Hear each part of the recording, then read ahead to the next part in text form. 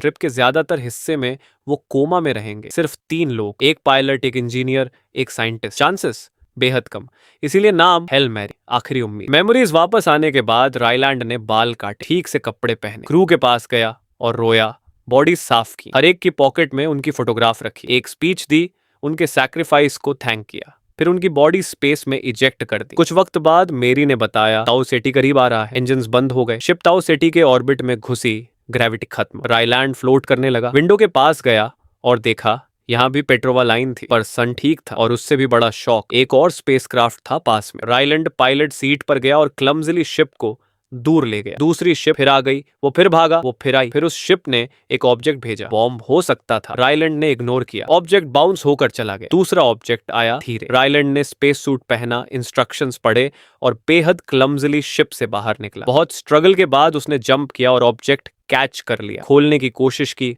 नहीं खुला। स्कैन किया, वो जेनन गैस, कोई सेंस नहीं। तभी याद आया शिप का सेंट्रीफ्यूज सिस्टम, उसने एक्टिवेट किया, शिप स्पिन होने लगी। कुछ सेकंड्स में ग्रेविटी वापस, दोबारा स्कैन, फिर जेनन, ऊपर ट्विस्ट किया, इस बार खुल गया। मैरी ने वार्निंग दी, foreign presence in the room. Randall ने ऑब्जेक्ट ग्लोव बॉक्स में रखा, एक स्ट्रेंज स्फीयर निकली लाइंस के साथ, एक और लेट और एक सिमिलर स्फीयर विद रॉड्स। वो हाथ से कूदी और अपने आप खड़ी हो गई। रायलैंड ने स्पेस मैप से कंपेयर किया, एलियन उसे बता रहा था कि वो कहां से आया है, अर्थ से भी ज्यादा दूर से। रायलैंड ने रॉड्स रीअरेंज करके अर्थ की लोकेशन मार्क की और स्फीयर वापस एलियन शिप को भेज दी। एलियन ने एक नया ऑब्जेक्ट भेजा, टनल जैसा। रायलैंड समझ गया, उसने शिप पास लाई। एलियन स्पेसक्राफ्ट ने दोनों शिप्स के बीच एक टनल बना दी। रायलैंड ने सूट पहना और केयरफुली टनल क्रॉस करके दूसरी शिप की विंडो तक पहुंचा। तभी शीशे के पीछे कुछ हिला। रायलैंड इतना डरा कि टनल में वापस फ्लोट हो गया, किसी तरह वॉल पकड़ी, वापस विंडो पर आया और देखा एक एलियन हैंड। उसने छोटे टॉयज दिखाए, एक मिनिएचर रायलैंड,